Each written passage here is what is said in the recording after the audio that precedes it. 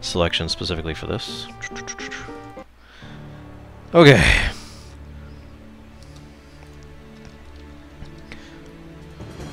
Three, two, one, go! Alright, so 5.4. Now, ultimately, with regards to 5.4, I have to be honest in saying that I am a little bit on the disappointed side. But the reason why can be best explained by real life inflicting its problems on the fictional reality. Now, let me explain that a little bit. Blizzard has lately been pushing the idea of frequent and regular patch updates, and in so doing has basically segregated a lot of its content teams a lot more than they were before, and that's not necessarily a bad thing, don't mistake me. In fact, if anything, that's actually a good thing, because it means they can do exactly what they said and manage to keep up with faster production cycles, right? That's a good thing, at least theoretically. The problem comes from the fact that at about 5.2, their main content team, which is what I call them, I don't actually know what they call them, had put a huge amount of effort into the 5.2 patch, into the Throne of Thunder, and everything regarding their the island, the dialogue, the quests, all that fun stuff. So once that was done, they basically started working on their next job, which was the next expansion. Well, in case you're paying attention, that means the people who designed most of the stuff in 5.3 were actually not the content team, it was several of the other teams working on it. They've actually admitted this flat out. On top of that is the fact that they then had to bring the content team back from working on the new expansion in order to fill out some of 5.4 and a little bit of 5.3. That quest chain we saw, dealing with Emperor Xiaohao, and the main, the teaser chain and the cinematics that happen in 5.4, that was done by the content team. But my point I'm trying to get to here is that these people will pull off their jobs that they were in the middle of working on to come back to work on something that they thought they'd already finished. So automatically you've got a negative there. And that's one of the reasons why, you know, content-wise, quote-unquote, I missed, 5.4 and 5.3 have been kind of lacking. Now, that being said, let's talk about a few specifics, shall we? First of all, storyline. 5.4 storyline exists, but it's kinda lackluster. One of the things I liked most about 5.1 and 5.2 both was how heavy on the story they were. I know a lot of people disagree with me on that, but it was nice that it was there, especially 5.1 being a giant in that, without question or hesitation. Now, one of the other problems is the WoW developers, I shouldn't even say this is a problem, the developers have been trying new things. Of course they have. WoW is a 9-year-old game. They're trying to stretch it. They're trying to make it go in different directions. Unfortunately, by the very nature of being an MMO, one of the things they have to do is make it so that players are playing it for a longer period of time. Makes sense, right? So they've been adding a lot of grind, and anybody who saw my most recent videos, in fact, especially the one about Kingdom Hearts Chain of Memories is a good example of that, will know how I define grind. And for those of you who don't know, the best definition I use for grind is very simple. Anything that takes up time and nothing else. It's basically there as padding. It's not something you enjoy, it's not something that is in service to the game or the story or the gameplay or the establishment of the setting or anything whatsoever. It is there to waste time to make you play the game longer. And I've actually been an avid detractor of grind in single-player games, especially for a long time. Admittedly, I don't like them in multiplayer games as well, but I also acknowledge the fact that it's almost impossible to get them out of multiplayer games moving along. So, we had the Barons, the North Barons, which 99% of everybody in the entire known universe hated. I may be speaking for too many people, but I personally do not know anyone, literally anybody, not even one person, who has spoken positively about the North Barons. So instead we get the Timeless Isle. Now, at first you'd look at the Timeless Isle within relation to the North Barons and say, aha, they figured it out, they fixed it. And that would be from the catch-up mechanic perspective. And I will actually admit that the catch-up mechanic is actually really good. In fact, it is probably the second high point of 5.4 for me. That being said, there is a huge detractor for 5.4 for me, and that is the fact that all the other content that doesn't have to do with catching up is pure luck-based grind in a situation that seems virtually built around the concept of promoting griefing amongst players. For anybody who's ever played Ultima Online, you probably understand why I say that. It is entirely possible they did that on purpose, that they were actually trying to have a more well, frankly, Ultima Online experience, and actually wanting there to be griefing to be something that is both allowed and basically encouraged. I could be wrong. I don't know. But based on the circumstances, it seems incredibly likely. So, and I'm not just, and by the way, don't mistake this for whining about some PvP peers killing people or anything like that. I give you a very specific example that has absolutely nothing to do with PvP whatsoever, or indeed the other faction. For quite a bit this was patched to be fixed, in credit where credit is due, but for quite a while there, you had to hop on these albatross in order to get to certain parts of the island.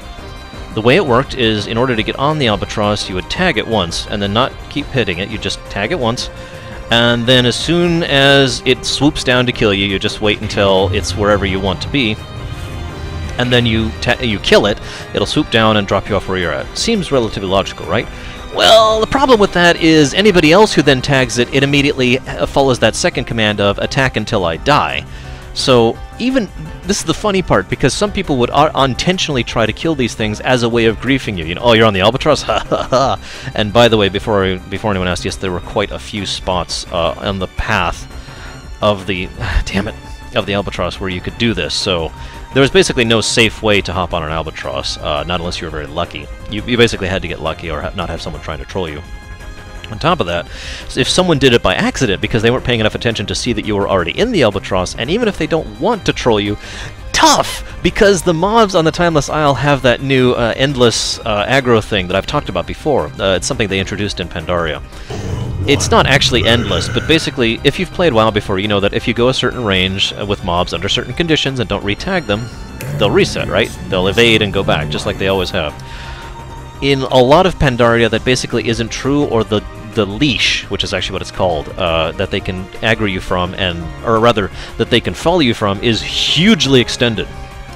So, I actually once had in a situation, this is a true story, where a young, or a Draenei Paladin tagged one, didn't see I was on there, / apologized, and then tried to run away from the albatross until she had nowhere to run away to. She literally ran the half the length of the island this way, trying to get away from it, until finally she was in the water, and then started swimming, and it still would not de-aggro her. And that's the point at which I finally decided to go ahead and kill it, you know, in honor of the fact that she was trying. I was kind of hoping it would de-aggro just like she was, but whatever. That's just one example. And that's kind of my point. The whole island is built around that whole problem. There are several things they could do to fix it. I don't know if they're going to. Let me give you 2 examples right off the top of my head that would fix this Timeless Isle. Thing 1. Make it so that everything tags across everyone. Now, right now, the rares are that way. So if you tag a rare and you're Alliance and I'm Horde and I go to attack it, guess what? As long as I do a certain amount of damage or I'm attacking it for a certain period of time, there's a little bit of a safety built in to make sure you can't just tag it and then, you know, stand there and watch me kill it. But that system is not in place for anything else. And you'd be like, well, what about the Celestials? No, not those either. The Celestials are faction tagged. And I think you could already see the problem with that, because anybody can hop in there, whatever, and anyone can PvP flag whenever and however. And I think you get the problem. I don't even have to outline this, do I? So it's incredibly frustrating trying to get any Alliance credit or kills when the other side is either dominating it or the other side can grief you by screwing up the fight pretty much at will. On top of that, all of the regular mobs don't share credit at all. They don't even have faction credit like the Celestials do. And so what we have is an environment that actively discourages you from helping others, except on rares, actively encourages you to screw them up on the Celestials and on the regular mobs. And on chests, actually, is another good example of that. And in general, just seems not really conductive towards good gameplay. Now, I'm sure there are people out there who are saying, oh, you're just sounding like a Care Bear again. My reason for complaining about all these things is that all of these do not smack of deliberate design so much as poor planning, if you understand what I mean.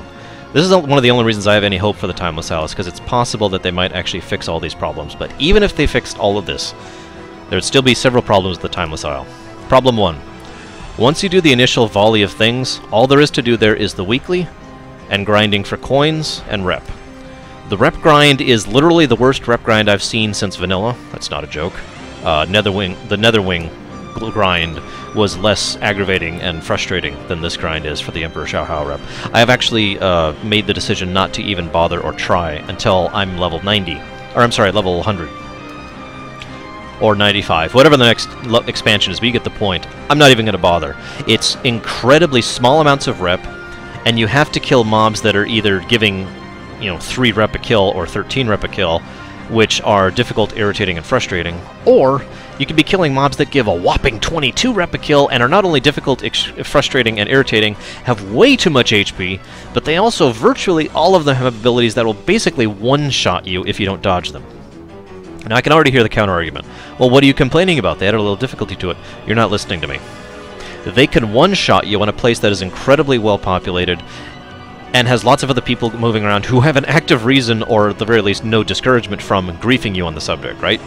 So all that has to happen is you have a latency of like half a second, if that, or someone has to taunt them or hit them in the right way in order to make them face a different direction, and bam, you're dead.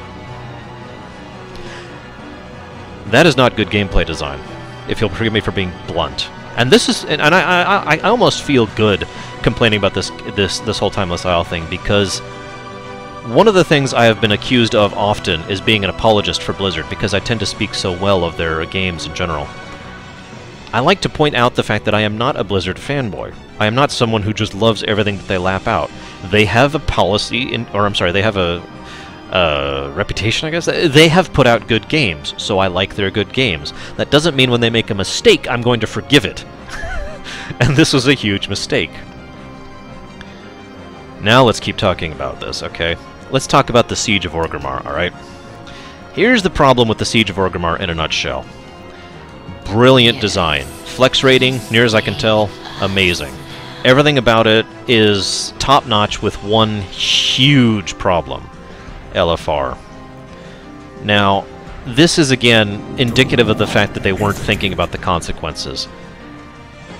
With 5.4 on the Timeless Isle, all of a sudden, I wasn't even talking about the armor yet, the catch-up mechanic. The ability to get those 496 pieces in on the Timeless Isle is easy to the point of silly. I'm not actually complaining about that, by the way. That's not the problem. The problem was, as a result of that, a huge influx of people started doing the LFRs that never had before. Now, your response to that may be something along the lines of, well, duh! But do keep in mind that they didn't do anything to accommodate the fact that all of a sudden a huge amount of people would be playing LFR that hadn't before, that don't know how to do all these things, that aren't paying attention, that is someone who just got off work and has like 40 minutes to play with his evening, and he decided to go and check out the Siege of Orgrimmar. And the result of that is wiping 5 times on Naroshen because nobody can figure out what to do, because so many of those people are new to this, are either young, or not paying attention, or don't have the motivation, or don't care, or aren't really trying, or just trying to relax. And by the way, all of these are generally acceptable reasons. And I mean this sincerely. There are a lot of stupid people that we encounter, but it is also, all of these are reasons I'm giving, theoretically speaking, that are acceptable, reasonable, understandable reasons why people might not be trying an LFR. And it's so obvious because 5.4 went in last patch, right? Last week, last Tuesday. Ever since LFR went in, doing the Throne of Thunder raids, which so many people now are doing because they can qualify for now, is a nightmare because of how many people are terrible at it. I literally went from the previous Monday night of doing LFR and being fine and blowing through there without, I shouldn't say blowing through there like it was easy, but successfully defeating the fights and not having to worry about, wiping 30 times on any given boss, to the very next day, wiping a guaranteed minimum of 2 times on every single boss in the entire raid. And the reason why is partially fault of the players who never bothered to try, and mostly the fault of the developers who never thought about this in advance and did something to accommodate it. Now here's the real problem, because all that was just build-up for the real problem. Oh my god, I hate this fight. Have I mentioned that? Whatever. Bad cooldowns. I might not. Hang on. Nope, I'm not going to make it. God, I hate this fight. Chris is probably going to pass me right here on the Reliquary. Anyways, the real problem is the raid team, the people who are in charge of making the new fights and whatnot, really put their heart and soul into Siege, into the new raid, and you can tell. It is actually really awesome. All the fights are brilliantly designed, lore-relevant, fun, interesting, engaging. All of it's fantastic. Except for the fact that all of a sudden what you have now is a raid that is overall much more complex and coordinate heavy and difficult than all the raids that they were already failing at in LFR. And now the LFR in Siege is one of the biggest nightmares I've ever seen. It has literally never been that bad. And I've experienced every LFR from Dragon Soul on. It's insane. And somewhere along the line, I guarantee you it's going to get to the point where it's just not worth it. I'm practically at that point already, and I've only done, you know, I've only done it the 1.5 times now. And by the way, the reason I had to do it 1.5 times was because of an artifact of another thing, which I don't want to talk about in extensiveness, but basically, you are very, very likely to enter a Siege raid halfway through, and then have to queue it again in order to do the first half. And because you had to do it, the next people have to do it, and the next people, because you're going to leave after you finish your half, and so are the next people who start the next half, and you get the point. That's a problem that's become very indicative lately, and that's not something I'm going to lay at the blame of the players, that's just a problem in general. You'll notice I'm playing it really safe on the Reliquary, by the way. I'm not using any abilities at all. I am not going to let my run be ruined by this frickin' giant face. Screw you. There. Didn't die. So, with Siege, as I said, we have fun, awesome, wonderful fights. I mean, the Narashan fight is actually a good example. The Pride fight is awesome. The Protectors... Excuse me, the Protectors fight, probably what I would consider the gear check of the first wing. But overall, very intense, very intensive. Lots of things to pay attention to at any given point in time, and a lot of DPS coordination that's required. But all of that requires people to be paying attention and trying. And this is an LFR that just had a deluge of additional players who aren't, for whatever reason, legitimate or otherwise. So you see my problem with it. Now, honestly, I don't actually think I have anything else to say about the Siege of Orgrimmar. Wait, yes I do! For anybody who does not want spoilers, please mute me or whatever, or otherwise, you know, stop paying attention, close the window, hit the subscribe button. Wait, I don't have one yet. Point being, stop listening now, okay? Because I'm about to talk about a couple spoilery things with regard to the Siege of Orgrimmar. Ah, finally. God, I lost so much time on that. So, I really did too. Maybe I shouldn't have played it quite that safe. I didn't die, that's the important part. Good lord. 4 minutes and 55 seconds? That's insane. Maybe I should have been pushing a little bit harder. The problem is I do so much more additional damage now that my fights are going to be slower because of that fact, you know? Whatever. Okay, I think enough time has passed now that I can talk about spoilers. I'm going to actually take a drink now, because I'm going to do the hop there, so I don't have any buttons to push for about 20 seconds.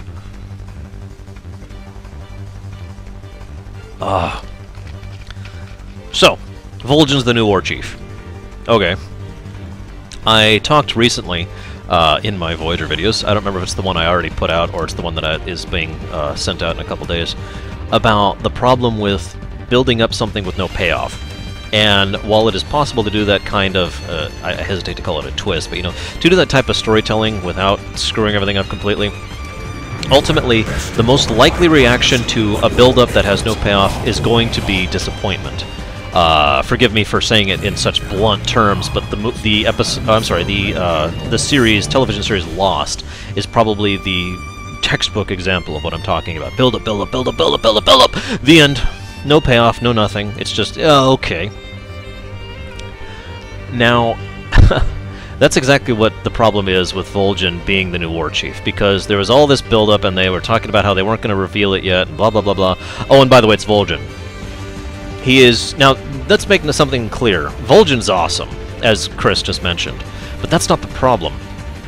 The problem is they shouldn't have built it up. The problem is they should have admitted it flat out, right out, obviously and up front. Vol'jin's the new war chief. And I guarantee you a lot of people, myself included, the response would have been, hell yeah! Because he's Vol'jin, you know? And because there's several reasons why he would have earned it.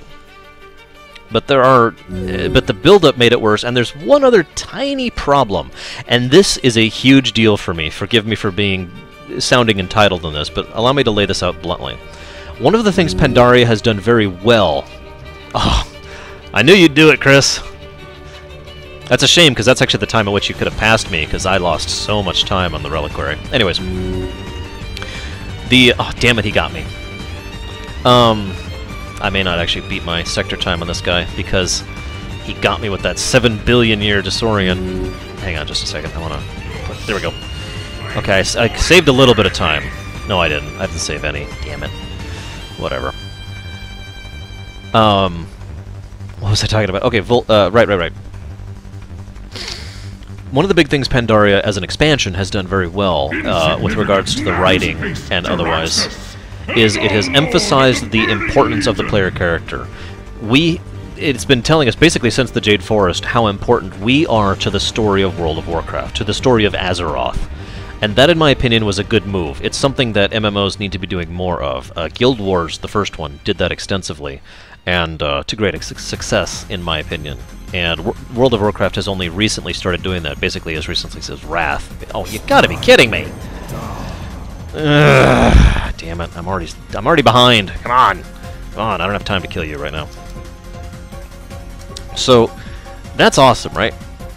The end of the Siege of Orgrimmar completely did the exact opposite of that. It de-emphasized the player to almost a stupid degree. We didn't stop Garrosh. We didn't defeat him. The combined forces of the Alliance and the Horde did. Now you may say, well, duh, but my point is that while obviously we could not have done it alone, even though we have in the past, the real point here is that from a storytelling perspective and from a stylistic perspective, the emphasis was not on us, the players, as it has been the entire expansion. It was on the NPCs. And so all of a sudden we went from being the main characters to being the audience. I think that was a mistake. Nowhere is that more heavily emphasized in the last scene on the Horde side of things, where Vol'jin and Thrall are talking, and Thrall tells Vol'jin, "You have kept the Horde together while I was away." I have had 3 separate people, not counting myself, who watched that scene who had literally the exact same reaction to it, which I think says something. All 3 of these people are lorehounds, people who know the story of the game. And that reaction was very simple. No, he didn't! We did! You follow me? And indeed, that's not just, again, that's not entitlement. The story of the game has been geared around that ever since Pandaria started. We have been keeping the Horde together, not him. All of this still isn't my biggest problem with 5.4, by the way. Yes, I know, I've been doing basically nothing but complain about 5.4 this entire time. I can't wait to read the chat when I'm done with this, and see just how many people are telling me how incredibly stupid I am. Biggest problem. The biggest problem. Most gargantuan problem. For me, personally. We don't kill Garrosh. Now, there's a lot of reasons for that. I will admit one of them is personal, because screw Garrosh. But even ignoring that, even if I were to put that aside, compartmentalize it so I'm just thinking about this logically, I still have a problem with the fact that we did not kill Garrosh from a writer's perspective. And it is twofold, one of which I have already described to you. By not killing Garrosh, we are artificially dragging out the storyline. We are hyping up something that cannot end in any way other than him dying or otherwise having something happen to him. That's just how this works. And if you say, well, what's the point? You didn't talk about that before. Let me elaborate a little bit better. I just finished talking about how they built up Vol'jin as they built up, you know, who's going to be the Nor Chief? Who's going to be the Nor Chief? Oh, it's Vol'jin. Oh god, what are we going to do with Garrosh? What are we going to do with Garrosh? Oh, we're just going to kill him. You get the point? So that's the first problem with it. The second problem with it is they have spent 2.5 expansions, really 3 expansions, but mostly the last 2.5, really delving into the character of Garrosh and doing something that I have actually approved of as a writer. They have made a villain who is genuinely a villain, who is not a cartoon villain. This is someone who is just evil and screwed up in the head, and for various logical reasons is very popular and happens to be in power. I talked about this last time on the stream, actually, I believe, when I was talking about the whole comparisons to Nazi Germany thing. Garrosh was actually awesome from a writing perspective, from a storytelling perspective. He was something Warcraft, and especially WoW, really needed, because he was a large-scale villain that wasn't corrupted by the old gods and wasn't demonically controlled or possessed. And then with something like that, when you've built them up so much... Yeah, he was just a bad guy, as Chris just said. when you've built someone up that much to be a villain, and then you snatch away that victory out from under the players, what do you think they're going to feel? Even if they don't have any personal investment in hating this guy as much as, oh, I don't say I do, they're just going to feel cheapened. They're going to feel like you've taken something away from them. They're going to feel like they've been scammed, basically. Come on, give it to me. Yes! There's a way to trick that fight into defeating it early, and it basically involves overwriting the script that ties their HPs together. It takes really, really heavy blows, though, but I could do that with Execute right at the end there. Anyways, that's actually a somewhat recent discovery. I don't know why I'm hurrying. This is the wait period. So, with that, we have now players who don't really care that much, but nevertheless feel like they're missing out on something, you know, like they've been sold short. We have players like me, and indeed, let's make this clear, I know a lot of players like me who can't stand Garrosh, who hate his guts, and are really irritated and frustrated and genuinely angry about the fact that that victory has been taken away from us. And then you have the fact that all you've done is artificially elongate the storyline so that in 5.5 we could have what is probably going to be one quest or one quest chain where we resolve the storyline of Garrosh, and that's it. That is why not killing Garrosh Hellscream was a bad idea.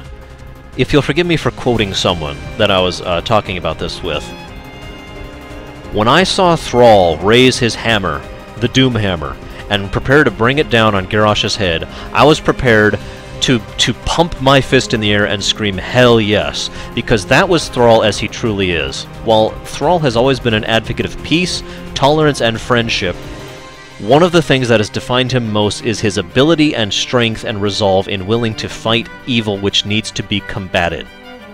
And that one scene was going to show us all, the players and the audience, definitively and without doubt, that Thrall was still Thrall, our war chief. And that is not what happened. Huge, huge mistake. Since I've got a little bit more here, let's go ahead and talk about one other thing I am irritated about in 5.4. Yes, I know, more. If you're paying attention, the things I'm not irritated by are Siege, if they did it right, and the gear catch-up, if they did it right. Anyways, one of the new quest chains that you can do out in the Timeless Isle is a weekly. Okay, it's a weekly. That's irritating, but I understand why they're doing it. It's a time gate. They're trying to keep you playing the game. Fine. If you're going to do that, at least make me play for some reason. At least make there be a reason why I am continuing to pay money into this game, rather than just so I can see a quick cutscene about how, you know, this thing is happening that's literally just a teaser for what's going to be happening within the next expansion and or patch. Now, for those of you who do not know what I'm talking about, this is another spoiler warning, so I'm going to give you a moment to prepare for anything like that. You know, spoilers, spoilers, spoilers, spoilers, spoilers, spoilers, spoilers. Spoilers, spoilers, spoilers. Okay, that's good enough. Appropriate music here. I'm actually going to finish on the last song I had at Illidan. I don't think I'm going to read 30 minutes, though. Not at the moment. But I'm going to try, by God. I am really going to try. Bring it. Bring it. Come on. Give me a moment. I'm actually going to pay attention just for a moment. I'll finish talking about this in a moment. I'm giving you more time to do to prepare yourself for the spoilers. That's what I'm doing. I totally planned this. There we go. Okay. One of the new quest chains is has to do with the Bronze Dragonflight and how they don't have their powers anymore, as indeed none of the Dragonflights do because of the events at the end of Cataclysm. Now, I would like to point out that that kind of continuity is a good thing. Keep following through on something that several of the lorehounds, myself included, have been wondering about. Good thing. I'm with it. Definite positive there, right? But the catch here is it's so lacking in substance. You get the first quest, they talk about things, and they mention that this one guy you're talking about, Kairos, I believe, or however you pronounce that, says he's got an artifact to go ahead and continue to view things through time. Now, yeah, it is. I don't have any cooldowns left. This is gonna suck. Wait, I do have a cooldown left, and I'm gonna use it. I'm gonna use it. 2, 1... Go, go, go, go, go, go, go! Go! I've got no cooldowns left. This is it! This is it! Come on, come on, come on. Give me that 30-minute timer. Give it, give it, give it. Yes! Yes! 29:42. I beat 30 minutes. That's been my goal ever since I started doing Black Temple, was to beat the 30-minute time. Hell yes! Awesome. Okay, I feel awesome. Chris probably beat me, though, still. Save.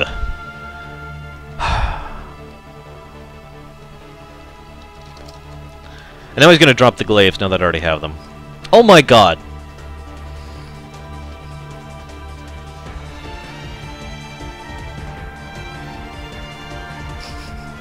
That's the offhand. Oh, that sucks! I'm sorry, Chris. I'm so sorry. I can't even loot it. I can't even loot it. It's going to just sit on his corpse until this instance is despawned. Ah, I'm sorry, Chris. That sucks. Ah.